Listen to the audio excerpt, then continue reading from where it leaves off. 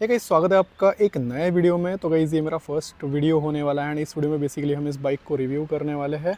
तो ये है मेरी गरिल्ला 450। इसको मैंने परचेज़ किया था जनवरी 2026 में एंड अभी आज की डेट में इसको हो गए ऑलमोस्ट 3 मंथ्स कंप्लीट। एंड मैंने इसको चला लिया ऑलमोस्ट 751 किलोमीटर्स, आप देख सकते हैं यहाँ पे। एंड ऐसे कुछ ओवरऑल हमारी बाइक लग रही है। एंड ये जो है मैंने ब्रावा ब्लू कलर में परचेज़ किया, जो कि टॉप वेरिएंट है इस बाइक का। इसके ऊपर कुछ भी नहीं आता है। एक बार मैं आपको यहाँ पे इसकी एक्चुअल प्राइसिंग बता देता हूँ। तो ये मैं मुझे ऑन रोड पड़ी 3.32 लाख्स की। इसके ऊपर मैंने जो है यहाँ पे 1 ईयर की एक्सटेंडेड वारंटी भी ली है, तो 4th ईयर भी मेरा कवर्ड है। अलॉन्ग विद दैट यहाँ पे मैंने जो है ऑलमोस्ट कुछ नेसेसरी एक्सेसरीज़ भी यहाँ पे लगाई हुई है, जो कि मुझे लगा नीड है। एंड मैंने ये आरी से ही परचेज़ किया है, तो एज सच यहाँ पे कुछ आफ्टर मार्केट अभी तक इसमें कुछ लगा नहीं है। सबसे पहली एक्सेसरी जो है यहाँ पे वो है इसका ये इंजन गार्ड, आप बोल सकते हैं। सेकंड है यहाँ पे ये स्टॉक इसका बेसिकली मतलब बाहर की तरफ से आने वाला है यहाँ पे रेडिएटर गार्ड। इसके बाद जो है यहाँ पे मैंने लगाया ऊपर सम्प गार्ड, जो कि ये है नीचे से। तो बेसिकली जो स्टॉक आता है वो बेसिकली प्लास्टिक का रहता है, तो ये बेसिकली मेटल का है। तो ये भी मैंने आरी से लगवाया as a part of accessory. And last but not the least यहाँ पे ये मड फ्लैप। तो उससे पहले इनिशियली सिर्फ इतना ही आता स्टॉक बाइक के साथ, बट ये जो है मैंने एडिशनली लगाया क्योंकि यहाँ पे बहुत ज़्यादा जब डर्ट आपकी उड़ेगी रेनी सीजन में तो आपको बहुत ज़्यादा इशू होंगे। तो इसलिए मैंने जो यहाँ पे मड फ्लैप भी लगाया है। एंड ऐसे कुछ यहाँ पे बाइक का लुक निकल के आता है। तो यही कुछ हो गई। तो ओवरऑल मुझे बाइक पड़ी ऑलमोस्ट 3.45 लाख्स की, इंक्लूडिंग ऑर्ली accessories as well as extended warranty. तो आपकी स्टेट में क्या रेट चल रहा है मुझे वो बताइए। बट ऐसे कुछ यहाँ पे महाराष्ट्र में इसका रेट या फिर इसका actual on road price with accessories मुझे पड़ा। अभी क्विकली बात करते कि क्या ये बाइक परचेस करनी चाहिए आपको एज अ फर्स्ट बाइक, क्योंकि ये मेरी फर्स्ट बाइक है। इसके पहले मैं सीधा एक्टिवा ही चलाता था, तो मेरी लाइफ की ये फर्स्ट बाइक है जो मैं चला रहा हूँ। तो क्या आपको सीधा 450 सीसी लेनी चाहिए या फिर 350 सीसी लेनी चाहिए? तो बेसिकली इसका आंसर येस भी है नो भी है, डिपेंड्स अपॉन आप कैसे टाइप के हो। यहाँ पे स्किल सेट ज़्यादा मैटर करती है। आपकी अगर स्किल है तो आप इसको भी चला सकते हो। मुझे भी इनिशियली थोड़ा सा घबराहट होती थी कि इतनी बड़ी बाइक कैसे चलाएंगे, वो भी इतने ट्रैफिक में। बट अल्टीमेटली जो है मैंने सीख ली and I am good with now. And मेरी हाइट जो है यहाँ पे अराउंड 5 फीट 6 इंचेस है, तो मेरे लिए तो परफेक्ट बाइक है क्योंकि ज़्यादा हाइटेड वगैरह भी नहीं है। एंड अगेन मेरी जो पैर की इनसीम जो है वो थोड़ी सी कम है, इस वजह से मेरे थोड़े से पार्शियल टिप टो होता है। टिप टो भी नहीं है, मेरे 50% पैर जो दोनों साइड से टिक जाते, तो ऐसा कोई इशू नहीं है। बट अगर आप 5'4", 5'5" भी हो तो भी आराम से इसको चला लोगे, तो ऐसा जो यहाँ पे कोई इशू नहीं है। तो फीमेल राइडर्स जो इसको कंसिडर करना चाहते हैं तो 5'4" के ऊपर 5'4" एंड अबव हाइट वाले भी इसको आराम से चला सकते हैं। अगेन आप जितनी ज़्यादा चलाओगे उतनी ज़्यादा स्किल आपकी डेवलप होगी एंड वैसे आप जो है इस बाइक को राइड कर पाओगे। ना ये जो है मैंने बाइक परचेस की थी from Nagpur and right now I am in Pune. तो I reside in Pune, that's why आप देख सकते नंबर वगैरह सब कुछ पुणे का है। एंड ऐसा कुछ है। तो मैंने बाइक को जैसे कि मैंने बताया 750 किलोमीटर्स चला लिए। इसकी फर्स्ट सर्विस भी हो चुकी है अराउंड 500 किलोमीटर्स पे। एंड इसका जो इनिशियल ऑयल चेंज वगैरह, फ़िल्टर चेंज वगैरह सब कुछ हो चुका है। एंड बाइक में एज ऐसा कोई इशू नहीं है, बाइक जो परफेक्टली यहाँ पे चल रही है।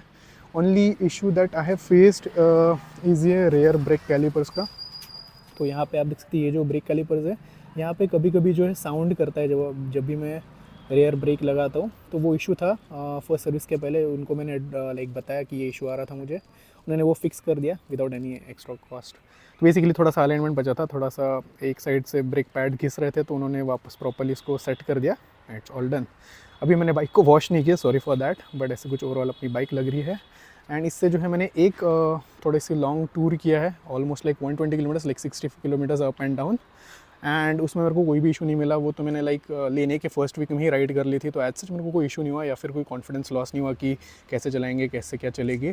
बाइक एकदम कॉन्फिडेंटली चलती है।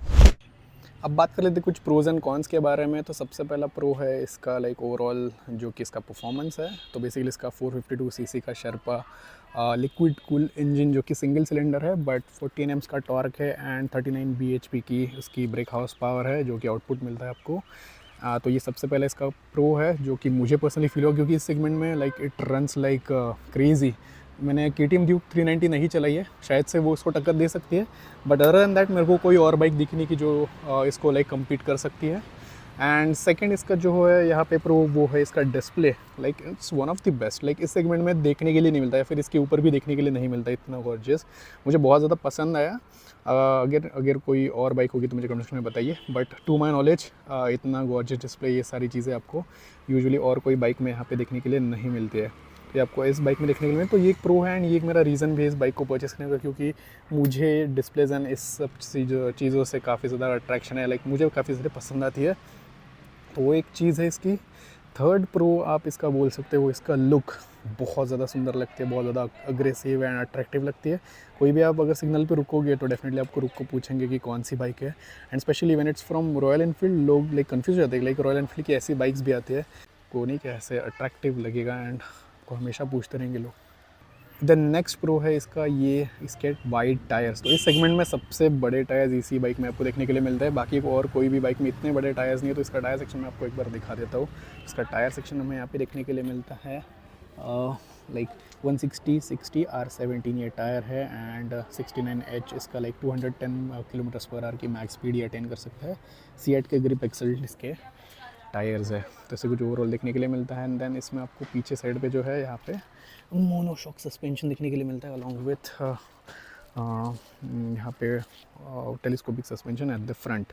सस्पेंशंस ओके है, लाइक बहुत ज़्यादा अच्छे नहीं है, बढ़िया आपको डिसेंट सा जो है यहाँ पे सस्पेंशन ट्रैवल भी देखने के लिए मिलता है। बट अगेन इसके कंप्यूटर में ये इसका कॉन बन जाता है, क्योंकि इसके कंप्यूटर में आपको यहाँ पे USD फोक्स वगैरह देखने के लिए मिलता है। अभी बात करें थे कुछ इसके कॉन्स के बारे में जो मुझे पर्सनली फील हुआ है। सबसे पहला कौन है इसका, ये रॉ नेचर। तो यहाँ पे आपको हार्ड क्लच देखने के लिए मिलेगा। तो क्लच वर्क आपको बहुत ज़्यादा करना पड़ेगा क्योंकि आप इसको ड्राइव करोगे, क्योंकि क्लच थोड़ा सा हार्ड है। तो आपको हमेशा जो है इसको पुल करते रहना पड़ेगा जब भी आप अगर ट्रैफिक में है। एंड देन एज़ मैंने बताया कि ये रॉ नेचर है, तो ये बेसिकली स्ट्रगल बहुत करती है अगर आप लोअर गियर्स में हो, फर्स्ट एंड सेकंड गियर पे हो। तो वहाँ पे जो आपको क्लच वर्क करना पड़ेगा, क्लच से हैंडल करनी पड़ेगी बाइक। अगर आप इको मोड में चला रहे हो बट परफॉर्मेंस में हो तो बाइक चली जाएगी, ऐसा कोई इशू नहीं है। बट अगेन परफॉर्मेंस में मोड में जो है यहाँ पे आपका माइलेज डेफिनेटली ड्रॉप हो जाएगा।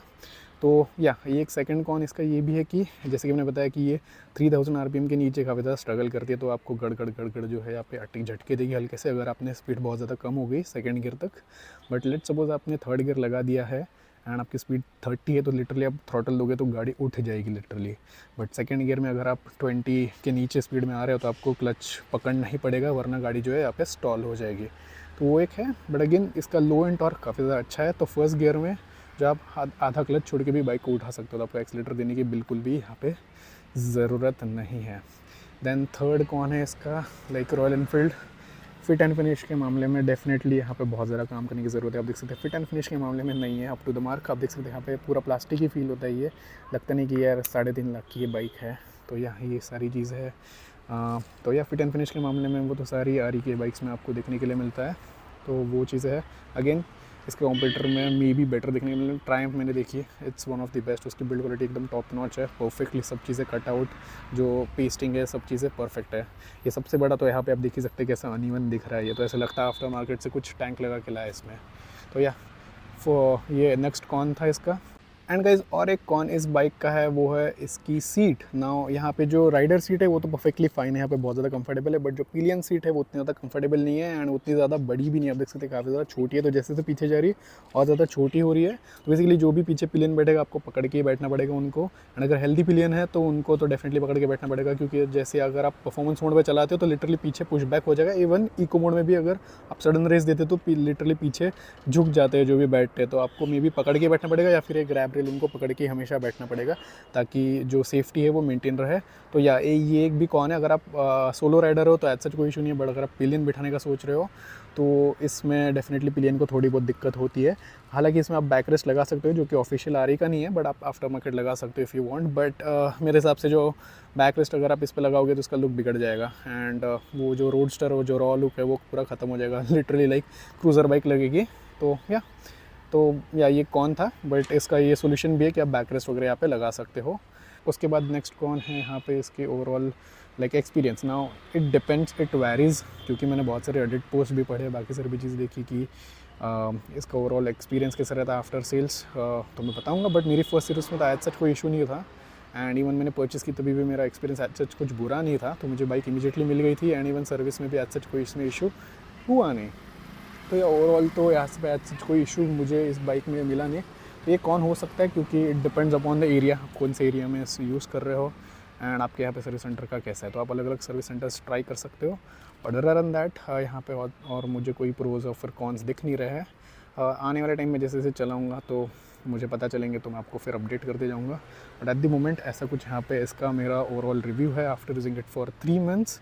तो आई गेस इस वीडियो के लिए इतने। आपको और भी कोई क्वेश्चन और क्वेरीज होंगे तो आप मुझे पूछ सकते हैं कमेंट सेक्शन में। I will be happy to answer it. तो 3 मंथ्स के हिसाब से मेरे ये कुछ पॉइंट्स थे जो मुझे लगा कि आप लोगों के साथ शेयर करना चाहिए या फिर लोगों को पता होना चाहिए, क्योंकि गोरिल्ला के लाइक एक्चुअल रॉ रिव्यूज़ काफ़ी ज़्यादा कम है। तो या कंसिडरिंग दैट ऐसा कुछ ओवरऑल रिव्यू था। अगेन गाइज कैसा लगा फर्स्ट वीडियो मुझे बताइए। I will be happy to make more videos and first videos में, और अगेन सजेशंस वेलकम है, बता सकते हो मुझे कमेंट सेक्शन में। अगेन इस वीडियो के इतना था। Thanks for watching.